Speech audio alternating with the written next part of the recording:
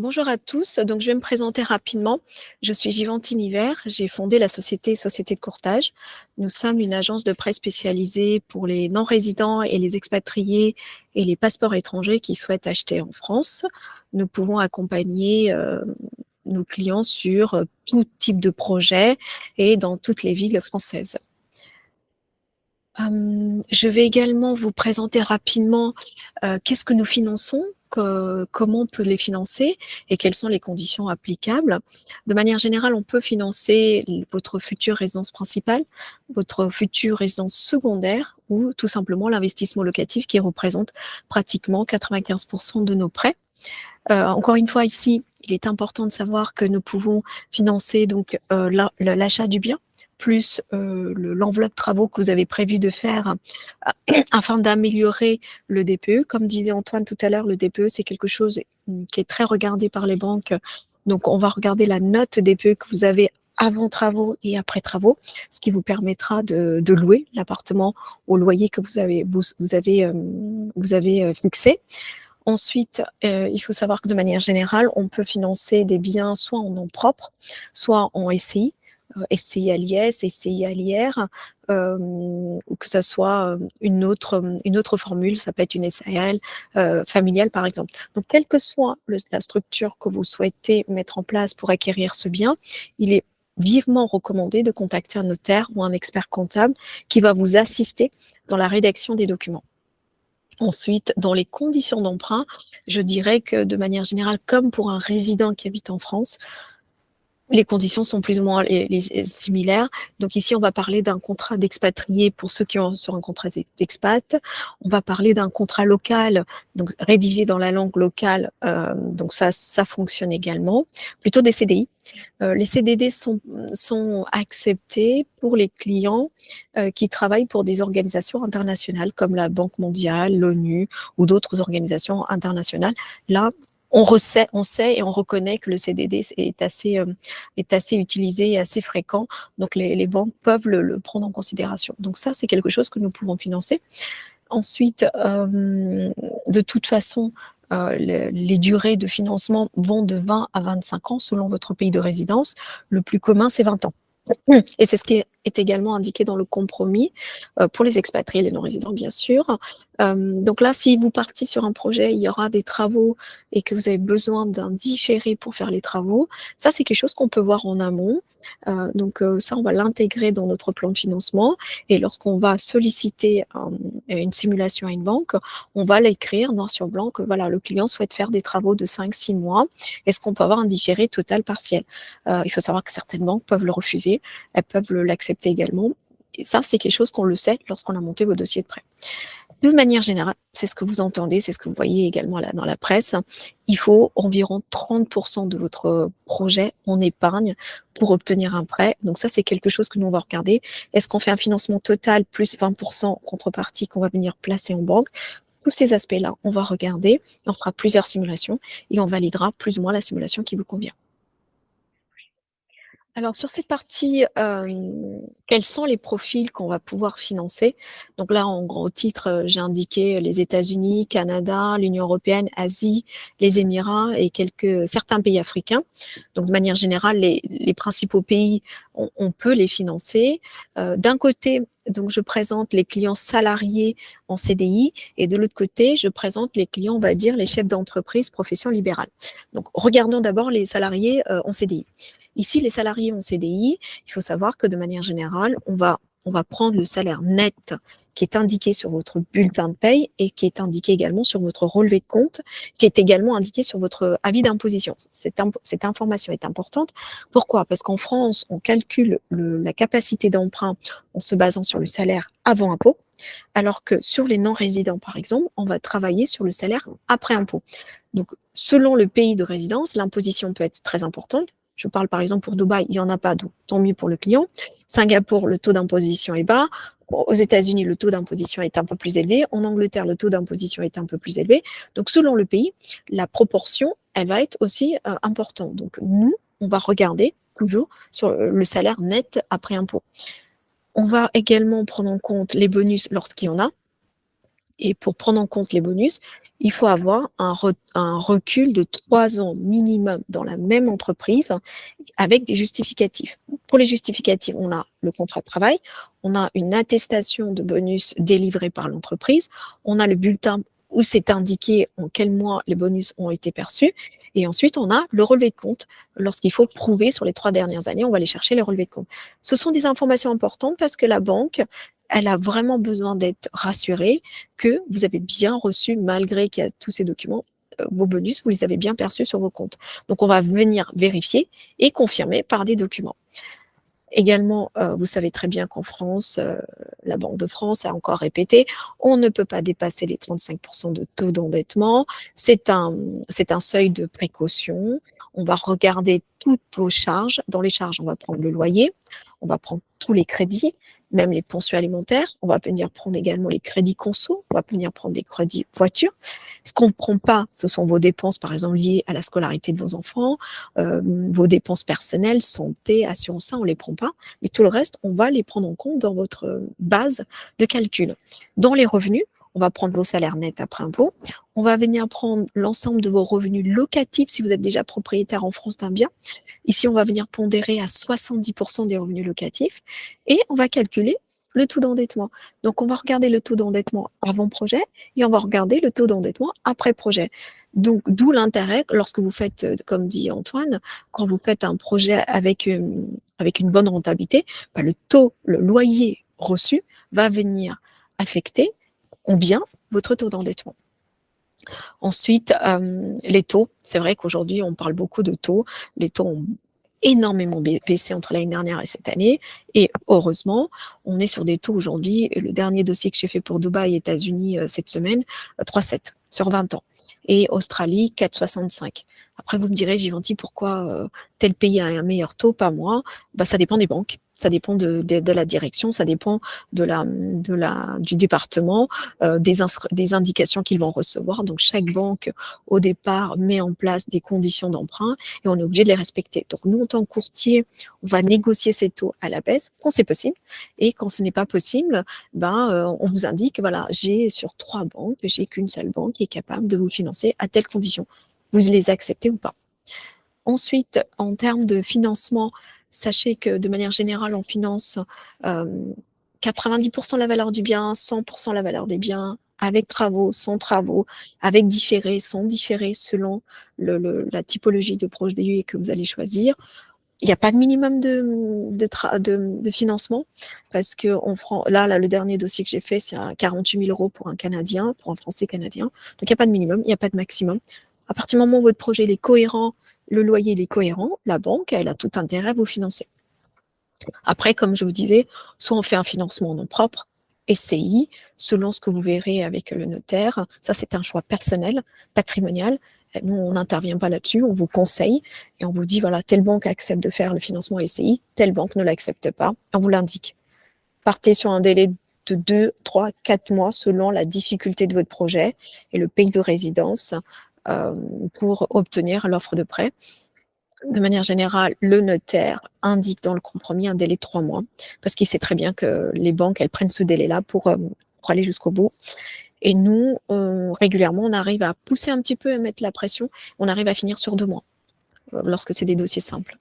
Donc là, j'ai fait la présentation sur les clients qui sont salariés, classiques. Après, on va passer aux clients chefs d'entreprise, profession libérale. Ici, je pense aux chefs d'entreprise qui sont dans le marketing, qui sont, par exemple, un avocat, un fiscaliste, un expert comptable aux États-Unis. On a financé une personne qui est architecte à Dubaï. On a financé un journaliste qui est en Allemagne, ou Allemagne, Belgique. On l'a financé. Donc, voilà. Les professions libérales, on peut financer. Là, on va demander le bilan, comme si vous étiez en France. Donc, on va prendre les bilans sur les 3 dernières années. On va analyser le chiffre d'affaires, on va analyser les honoraires, on va regarder la base des charges, on va regarder le net, si c'est positif ou pas, si vous vous versez un salaire, si vous vous versez des bonus, des dividendes. Donc, tout ça, on va regarder. On va regarder aussi vos avis d'imposition pour voir si c'est cohérent entre ce que vous déclarez et ce que vous percevez. Et si votre taux d'endettement vous permet, on peut vous financer de la même manière qu'un client qui est en CDI jusqu'à 35%. Alors, les taux sont un peu plus élevés. Donc là, c'est les taux 5,70 que je vous ai indiqués. C'est des taux du mois de décembre. Heureusement, aujourd'hui, 1er février, les taux ont baissé, donc je ne les ai pas encore modifiés, mais là, on serait sur des taux à 4,50, 4,60 sur 20 ans. Ça reste intéressant. Pas de contrepartie. Donc là, pour un chef d'entreprise aux États-Unis, on a réussi à faire un prêt sans contrepartie avec un minimum de 300 000 euros d'emprunt. Donc, chaque fois, on va regarder le profil de nos clients. Donc, à vous de me dire dans quelle catégorie vous êtes. Est-ce que vous êtes dans la catégorie salarié CDI ou dans la catégorie chef d'entreprise? Et en fonction de votre profil, on regarde quelle est l'option bancaire qu'on peut vous trouver.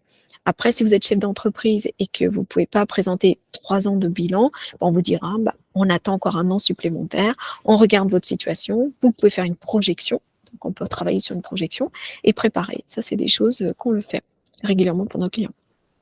Voilà, je vais passer au slide suivant. Ici, j'ai fait une simulation assez rapide, une simulation pour un client qui a acheté un bien à Marseille pour un bien de 350 000 euros hors frais. Donc, quand on dit hors frais, on parle bien frais de notaire, frais d'agence, frais de courtage, frais de chasseur, frais de dossier bancaire, frais de garantie lorsqu'il y en a. Donc, on va financer la valeur du bien uniquement. Ici, je suis partie à la demande du client sur un LTV à 80%, donc ce qui vous fait une mensualité de 1 653. Ici, on parlait d'un immeuble avec plusieurs appartements. Donc, chaque appartement est loué à 450 euros. Donc, les revenus locatifs sont bons. Les clients ont des revenus autour de 5 000 euros. En CDI, c'est un dossier, j'ai envie de dire, c'est un dossier classique. Il n'y a rien qui bloque. En CDI, des revenus stables, on est capable de démontrer les revenus locatifs, on est capable de démontrer les revenus du couple, on est capable de démontrer le contrat de travail et dans ce cas-là, on peut naturellement proposer une option de financement à 80% et voir avec la banque les contreparties différentes. Et ici, je crois que le dossier, on l'a finalisé en moins de 2 mois. Donc, c'était assez simple. Ensuite, Antoine, je veux bien que tu passes. Effectivement, on voulait voir rapidement, pour beaucoup de clients, ils se posent la question, mais comment on dépose un dossier de prêt, que ce soit chez nous ou ailleurs ou dans une banque? Dans un premier temps, ce qui est vraiment important, c'est de calculer votre capacité d'emprunt. La capacité d'emprunt, c'est quoi? C'est de savoir combien je vais pouvoir emprunter en France dans une banque pour pouvoir financer mon projet. Donc, je vais regarder, est-ce que je peux financer les frais? Est-ce que je peux financer sur 20 ans, selon mon âge, selon le pays de résidence? Est-ce que je peux aller sur du 25 ans? Est-ce que je peux financer les travaux? Est-ce que je peux financer l'ensemble des travaux? Est-ce que dans les travaux, tous les postes sont finançables? Donc, tout ça, on va regarder et on calcule votre budget. Avec le budget, vous préparez votre dossier. Donc, c'est-à-dire, vous avez l'agent immobilier que vous avez contacté, vous avez identifié un bien, vous signez une offre et vous passez chez le notaire. Vous signez le compromis de vente ou une promesse de vente, ce qui nous permet, nous, de commencer à préparer votre dossier, parce que dans le compromis, on a clairement indiqué le montant que vous souhaitez acheter, le montant que vous voulez obtenir, la durée, le taux que vous avez obtenu avec le notaire. Avec tous ces éléments-là, on va pouvoir vous envoyer notre mandat de courtage, ce qui nous permet, nous, en tant que professionnels, de solliciter toutes les banques et déposer vos documents. Donc, dans les documents, le moment venu, effectivement, on vous enverra un lien. Sur ce lien, il y a plusieurs folders. Il suffit juste de déposer les principaux documents, que ce soit état civil, les charges, patrimoine, revenus, impôts, revenus professionnels et revenus locatifs si vous êtes déjà propriétaire, et le projet financé. Donc tout ça, on les analyse, on valide, tout ce qu'on peut valider, on valide, on décline tout ce qui n'est pas conforme aux demandes, aux exigences des banques, et ensuite, on va soumettre votre dossier dans 1, 2, 3, 4 banques quand c'est possible, selon le pays. Là, pour un client qui habite au Liban, je pense à un client qu'on a financé récemment qui est au Liban, on a pu déposer le dossier que dans une seule banque. On n'a pas pu aller plus loin. Donc, ça nous a au moins donné une réponse et on a finalisé le dossier de prêt. Dans ce cas-là, on informe le client. Écoutez, vous, par rapport à votre pays de résidence, je ne peux pas aller dans plusieurs banques pour telle raison et telle raison. Est-ce que ça vous convient?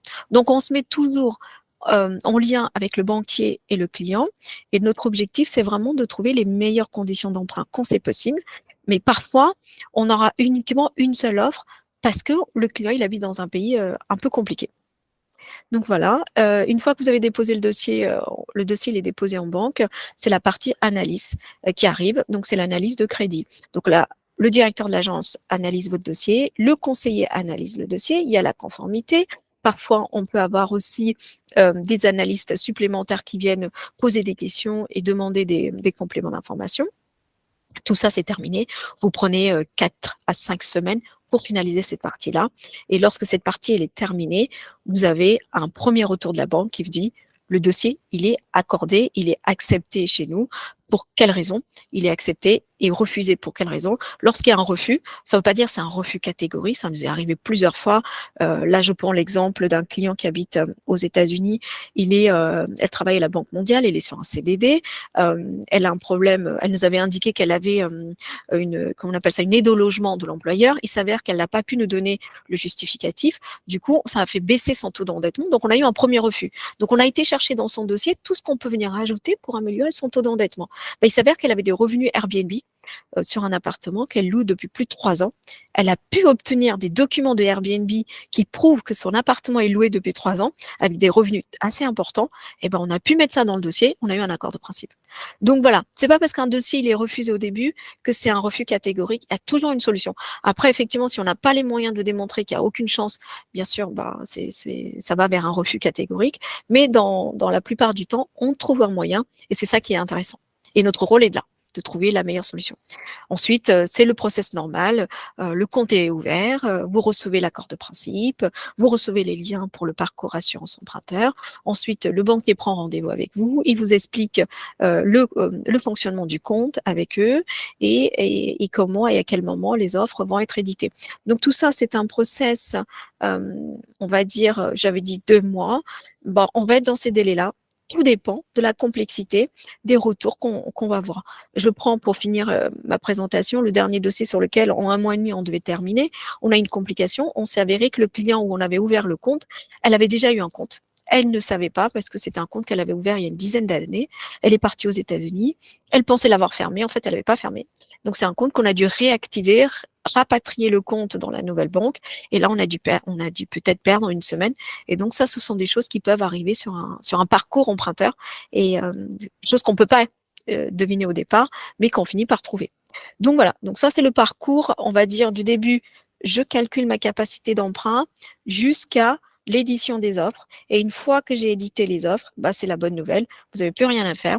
Soit je reçois les offres directement chez moi, à l'agence, et ensuite je transmets par DHL ou par version électronique à mes clients. Soit aujourd'hui, certaines banques envoient directement dans l'espace personnel des clients. Ensuite, il n'y a plus qu'à télécharger, respecter le délai de 10 jours et envoyer à la banque et préparer la signature chez le notaire. Donc voilà, c'est un process qui paraît long, mais nous, on va intervenir, comme disait Antoine, on va intervenir pendant tout ce parcours-là, on va intervenir et on va vous accompagner pour être sûr que tout se passe bien pour arriver au point 9. Voilà. J'espère que je vous ai pas trop perdu, que je vous ai pas donné trop d'informations. Et on va pouvoir passer aux différentes questions. Antoine, je viens de voir que tu as pu lancer l'enregistrement que tardivement, si je ne me trompe pas. Oui, effectivement, il y a un petit Ah, couac technique au départ. Je pense que l'enregistrement ne s'était pas lancé. On verra peut-être pour le compléter avec peut-être ma d'accord. présentation par la suite. Voilà, mais on a une bonne partie de ta présentation et puis on va pouvoir aussi répondre aux questions. Effectivement, maintenant, il y en a quelques-unes qui ont été posées. On va, je pense, les prendre dans l'ordre. Donc la première, c'est celle de David. Est-ce qu'il est possible, je pense que c'est plus pour toi, Givenchy, possible Oui, de il financer est une opération en possible. nue propriété, ouais, Il est pour un non-résident. possible. Il faut vraiment, pour les non-résidents, il est possible de financer, mais c'est assez restreint. C'est pas quelque chose, je vais pas avoir beaucoup d'options bancaires. Chaque fois, je dois consulter une banque par rapport au pays de résidence et le profil et l'investissement que vous allez faire. Mais c'est possible. Ok, ça marche. Ensuite, on a une question de Pierre. Y a-t-il un plafond concernant l'amortissement des charges en LMNP? Alors, si je comprends bien la question, en LMNP, on peut vraiment amortir toutes les charges, hein, vraiment toutes les charges classiques qu'on connaît, comme la taxe foncière, l'assurance, la gestion locative, etc., mais également toutes les charges qu'on va déployer en fait pour l'exploitation du bien en lui-même. Typiquement, vous êtes à l'étranger et vous arrivez à justifier au fisc que vous prenez un billet d'avion pour aller gérer votre location en France, vous pouvez le déduire. Voilà, il n'y a pas de plafond de ce côté-là.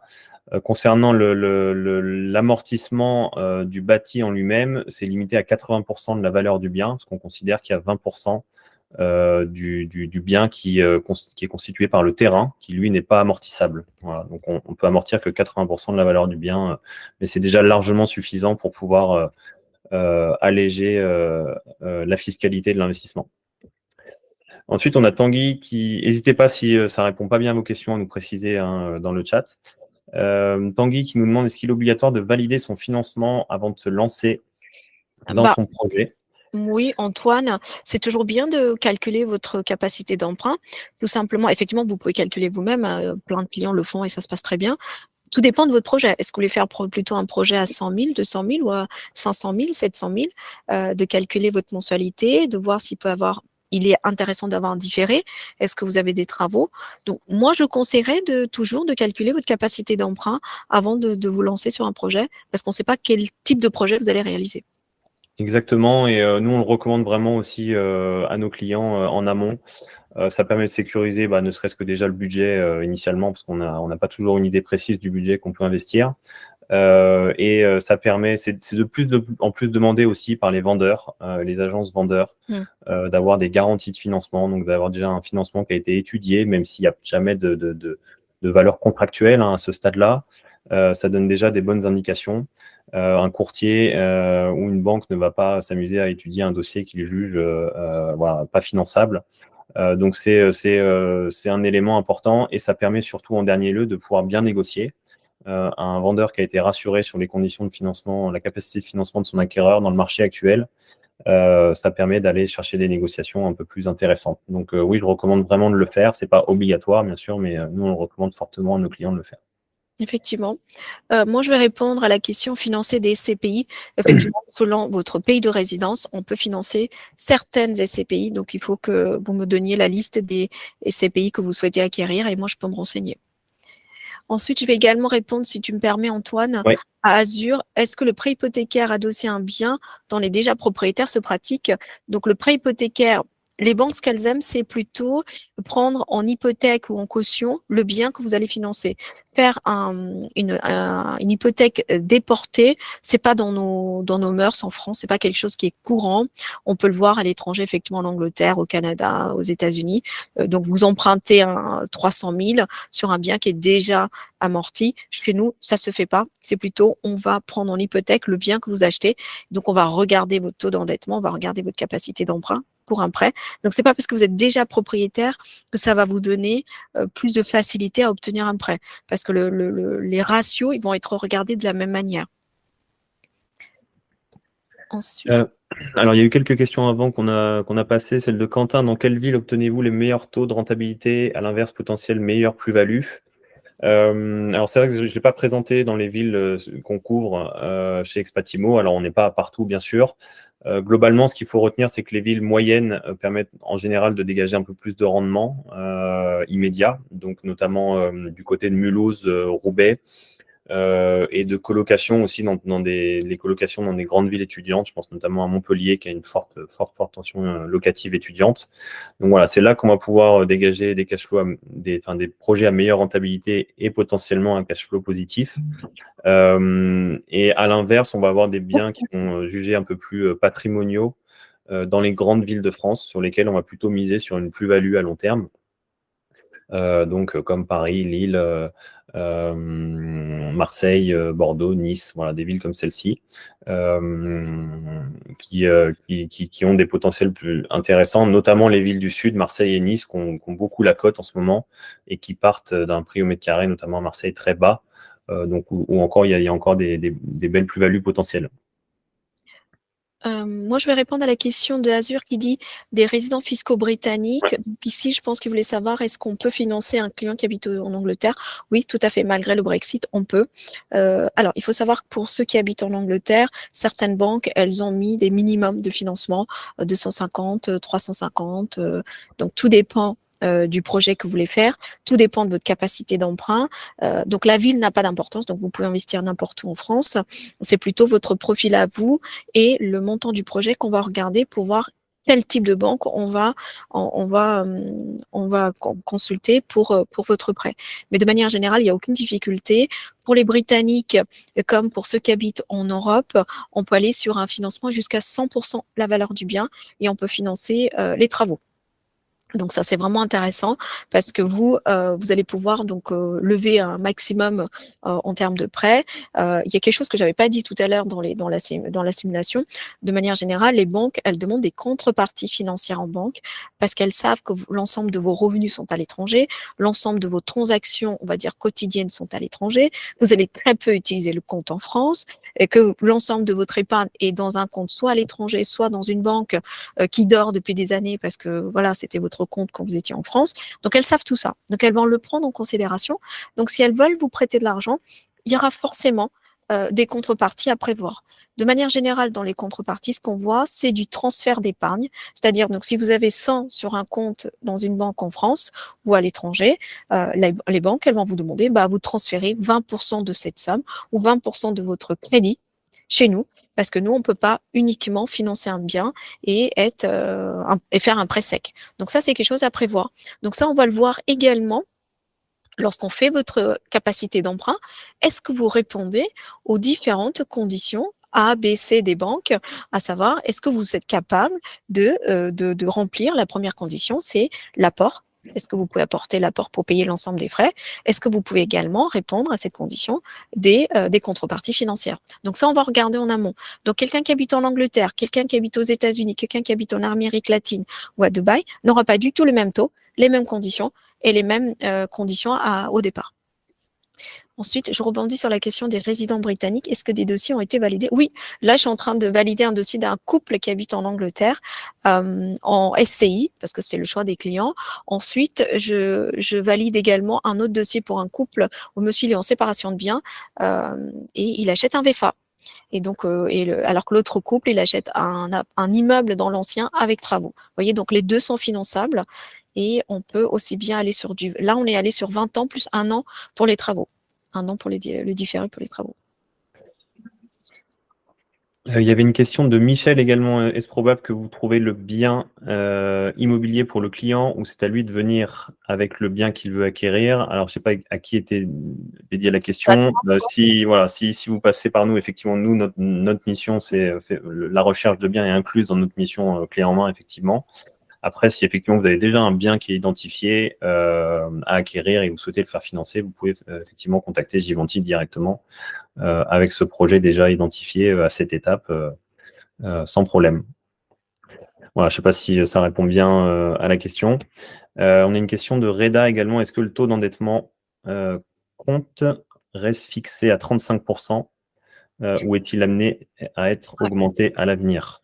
Reda, je vais répondre rapidement. Aujourd'hui, de manière générale, l'ensemble des banques, en France notamment, elles sont assez strictes sur le taux d'endettement de 35%. Attention, le taux d'endettement, c'est avec le nouveau projet et avec les assurances emprunteurs et qu'elle va calculer. Donc si l'assurance emprunteur a un coût important, selon le pays de résidence et selon l'âge, ça peut également impacter vos taux d'endettement. Pour l'instant, il n'y a pas d'annonce sur le taux d'endettement. Est-ce que ça va être amélioré ou pas? Nous, ce qu'on regarde selon le pays de résidence, par exemple, si je prends l'exemple d'un client qui habite à Dubaï, on a le salaire de base. Pour beaucoup, ils ont l'aide au logement. Et ben nous, on va faire des calculs qui sont de tels pour faire baisser les charges qui sont liées au couple et avoir un salaire de base, on va dire, plus petit, mais qui sera plus intéressant pour le calcul du taux d'endettement. Donc, d'où l'intérêt, dès le début, de calculer votre capacité d'emprunt selon votre pays de résidence et selon la composition de votre contrat de travail. Et si votre contrat de travail vous donne on va dire des allowances, eh ben, c'est le moment de les prendre en compte et on va dire faire le meilleur calcul pour que vous ayez le maximum d'emprunt. Ensuite, Ouais, on va prendre peut-être une ou deux dernières questions. Il nous reste juste quelques minutes pour respecter notre format. Ouais, ça allait super vite. Si vous avez d'autres questions par la suite, vous voyez ici, là, sur le diapo, nos coordonnées. Donc, n'hésitez pas à en prendre note et à nous recontacter par la suite. Voilà, on n'hésitera pas à vous répondre. Donc, il y a effectivement une nouvelle question d'Azur. Je pense Alors, si 6 mois alors 6 mois, ça suffit. Si vous n'avez pas de, comment on appelle ça, si vous n'avez pas de période d'essai, 6 mois, ça suffit. 6 mois, ça suffit. Après, selon les banques, hein, encore une fois, est-ce qu'il ne faut pas qu'il y ait un gap entre la précédente entreprise et la nouvelle? S'il y a un gap de 4 ans, effectivement, 6 mois, ça ne suffit pas. Par contre, si vous avez juste changé d'entreprise parce que vous avez eu une promotion, parce que vous avez profité d'une opportunité, ça a du sens de changer. Donc là, on ne tiendra pas rigueur de ce changement. Donc même 1 mois, j'ai déjà fait pour un client qui est aux États-Unis 1 mois, parce qu'elle a vraiment changé. Ça a été assez consécutif. Donc, il n'y a pas eu d'impact sur ses revenus. Donc, la banque, elle a pu prendre en compte son nouvel emploi. Ah, ça fait plaisir, Azur. Super, ouais, merci Azur. Merci à vous. Merci à vous. Je vois qu'il n'y a pas d'autres questions qui sont venues. Donc, super. En tout cas, merci pour ces interactions. N'hésitez pas encore une fois à prendre contact avec nous si vous souhaitez aller un petit peu plus loin pour discuter plus précisément de votre profil, votre situation, vos projets. On reste disponible, on va faire le nécessaire pour vous envoyer un replay complet, malgré le petit raté au départ. Ouais. Voilà, et on vous proposera d'autres webinaires à la suite. D'ailleurs, si vous avez des idées à nous partager concernant les prochains sujets de webinaire, n'hésitez pas à prendre les quelques minutes avant qu'on clôture pour nous les partager, des idées qui vous intéresseraient, qui vous tiendraient à cœur, et des sujets en particulier que vous souhaitez aborder. Mais merci Marc, ouais, merci Jérôme, merci Alexandre. Merci à vous. Merci à vous. Merci encore pour votre participation, et à la prochaine pour un prochain webinaire. Ah, bah super, merci Jean-Luc. Au revoir. Merci beaucoup. Au revoir, à bientôt. Merci, au revoir.